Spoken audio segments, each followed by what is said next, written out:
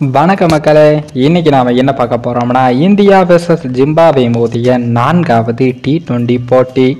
தனி ஆளாக 37 சிக்சர்களை அடித்த ருத்ராஜ் அலறி போன ஜிம்பாப்வே அணி. அதாவது சிஎஸ்கே அணியின் கேப்டனாக ருத்ராஜ் கேவாட் அவர்கள் இந்திய அணியில் நிரந்தர இடத்தை பிடிக்க வேண்டும் என்று 3 ஆண்டுகளுக்கு மேலாக போராடி வராரு.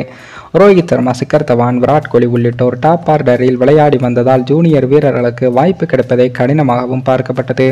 இருந்தாலும் T20 கிரிக்கெட்டில் சுப்மன் கில், இசான் கிசான், ஜெய்ஸ்வால் ஆகியோருக்கு ரோஹித் சர்மாவுடன் இணைந்து தொடக்கம் கொடுக்கும் வாய்ப்பும் கிடைத்தது. அதில் யசஸ்வி ஜெய்ஸ்வால் தனது திறமையை நிரூபிக்க T20 உலகக்கோப்பைக்கும் அழைத்துச் செல்லப்பட்டார்.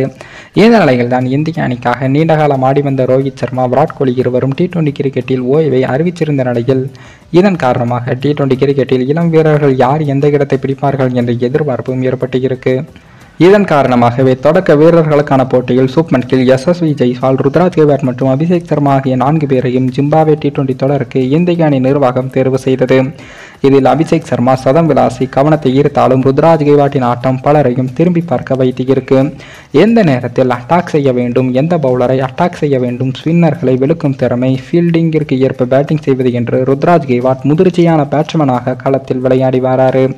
அது மட்டுமில்லாமல் ருத்ராஜ் கேவாட் அவர்கள் கன்சிஸ்டன்சி ரசிகர்களை வைக்க வைத்திருக்கு.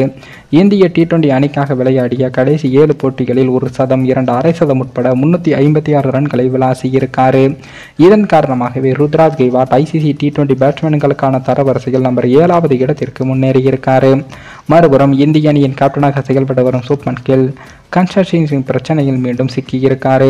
ஜிம்பாப்வே அணிக்கு எதிரான முதல் 2 T20 போட்டிகளில் மோசமான ஆட்டத்தை வெளிப்படுத்திய சுப்மன் கில் கடைசியாக விளையாடிய போட்டியில் மட்டும் 47 பந்துகளில் 66 ரன்களை மட்டுமே சேர்த்தாரு. இதனால் சுப்மன் கில்லின் ஸ்ட்ரைக் ரேட் குறித்த பேச்சுக்களும் இழந்து இருக்கு. இதனால் இலங்கை T20 தொடருக்கான தொடக்க வீரர்களின் ரேஸில் ருத்ராஜ் கேவாட் முன்னிலையில் இருப்பதாகவும் பார்க்கப்படுது. இந்த நிலையில்தான் இந்தியா vs ஜிம்பாப்வே அணிகளுக்கு இடையில் 4வது T20 போட்டிக்கான வார்ம் அப் மேட்ச் ஒன்றும் தற்போது நடத்தப்பட்டு இருக்கு. அப்படி நடைபெற்ற அந்த வார்ம் அப் மேட்சில் நம்ம ருத்ராஜ் கேவாட் அவர்கள் மட்டும் 37 சிக்சர்களை விளாசி இருக்காரு.